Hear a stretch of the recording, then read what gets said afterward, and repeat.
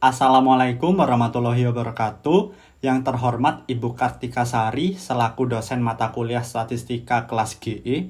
Saya Brianjelik Suwandi hari ini akan mempresentasikan materi tentang probabilitas sebagai penugasan ujian akhir semester. Pertama, mari kita memahami tentang konsep probabilitas. Banyak kejadian dalam kehidupan sehari-hari yang sulit diketahui dengan pasti, apalagi kejadian di masa yang akan datang. Misalkan apakah nanti malam akan turun hujan, apakah penerbangan dengan maskapai Garuda pada hari ini akan berangkat tepat waktu, apakah besok akan terjadi demonstrasi, begitu juga dalam percobaan statistika. Kita tidak bisa mengetahui dengan pasti hasil-hasil yang akan muncul.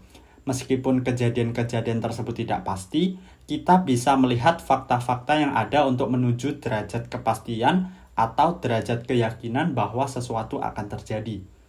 Pemikiran mengenai probabilitas diawali dari pertanyaan seorang bangsawan Prancis bernama Chevalier de Mere kepada Pascal. Ia ingin mengetahui bagaimana pola pembagian uang taruhan pada suatu perjudian jika permainannya terpaksa dihentikan sebelum selesai. Pertanyaan ini kemudian menjadi bahan diskusi antara Pascal dan Fermat. Berdasarkan diskusi tersebut, muncullah teori-teori probabilitas. Walaupun dasar-dasar probabilitas awalnya muncul untuk menjelaskan masalah-masalah dalam perjudian, dalam perkembangannya konsep probabilitas dapat diterapkan pada berbagai masalah seperti masalah sosial, teknik, kesehatan, biologi, industri, transportasi, manajemen, akuntansi, pendidikan, dan lain-lain.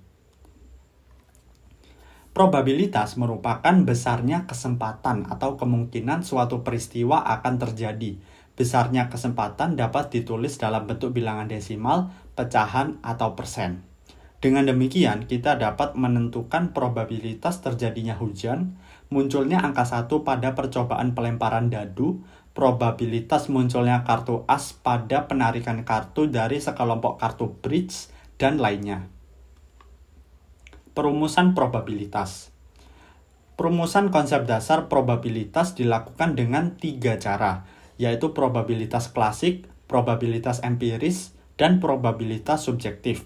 Bila kejadian-kejadian pada contoh tadi kita lambangkan dengan huruf besar E, kita dapat merumuskan probabilitas kejadian E yaitu PE.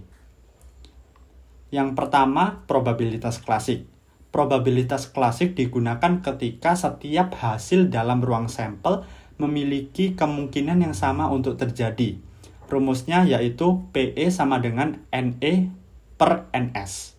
Dengan NE adalah jumlah hasil pada kejadian E dan NS adalah jumlah hasil dalam ruang sampel. Contohnya, sebuah dadu dilemparkan. Muka dadu ada 6. Semua muka dadu mempunyai kesempatan yang sama untuk muncul.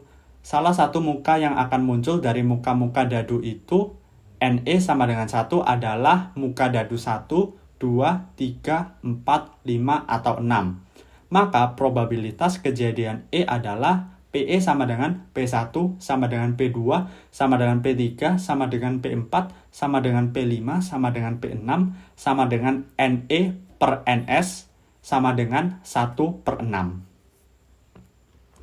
Yang kedua ada probabilitas empiris.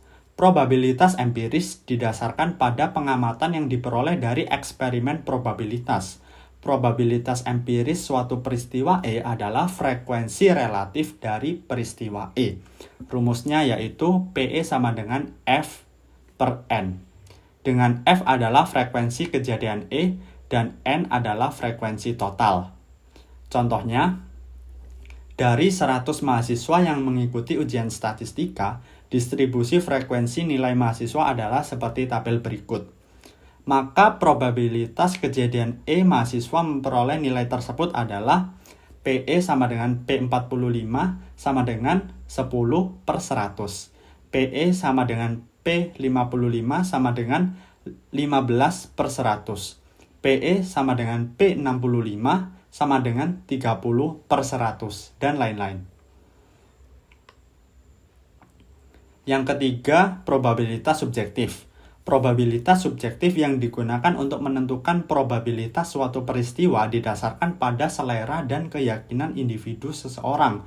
Misalnya, saya ingin menentukan bahwa besok probabilitas naiknya harga dolar Amerika adalah 0,75 atau 75%. Atas dasar apa saya menentukan probabilitas naiknya harga dolar itu 75%? Pengetahuan ini hanya didasarkan pada pengetahuan, pengalaman, dan keahlian yang dimiliki.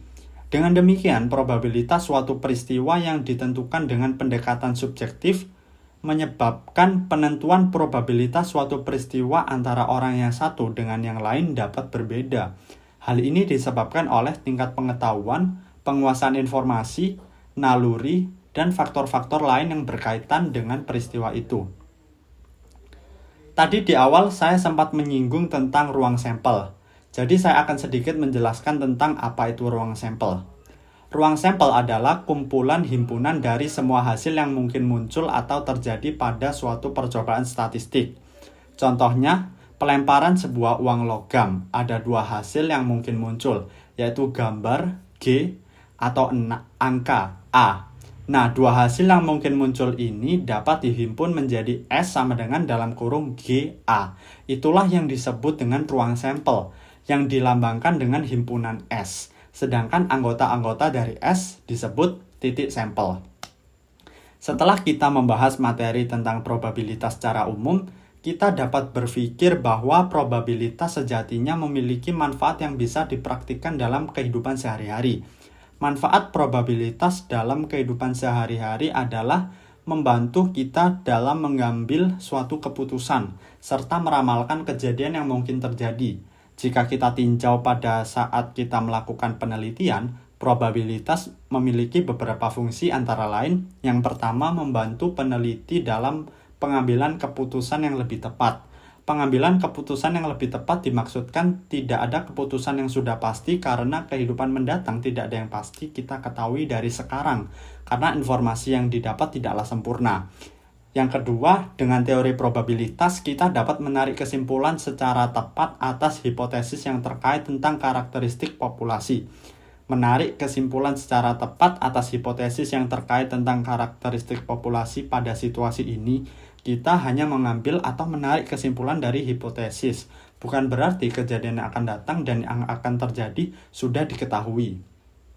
Yang ketiga, mengukur derajat ketidakpastian dari analisis sampel hasil penelitian dari suatu populasi. Baik, terakhir saya akan memberikan sebuah contoh soal sederhana yang bisa kita bahas bersama-sama. Pertanyaannya, dua koin dilempar bersamaan. Tentukan peluang munculnya minimal satu angka. Jawabnya, himpunan E berisi kemungkinan munculnya minimal satu angka, yakni GA, AG, dan AA. Kemudian himpunan S berisi seluruh kemungkinan yang akan terjadi, yakni GG, GA, AG, dan AA. Dengan menggunakan rumus PE sama dengan NE per NS, kita bisa langsung masukkan nilai NE yakni sebesar 3 dan nilai NS yakni sebesar 4. Sehingga peluang munculnya minimal satu angka dalam percobaan dua koin yang dilempar bersamaan adalah 3/4. Baik, jadi sekian yang bisa saya sampaikan. Mohon maaf apabila ada salah kata. Terima kasih. Wassalamualaikum warahmatullahi wabarakatuh.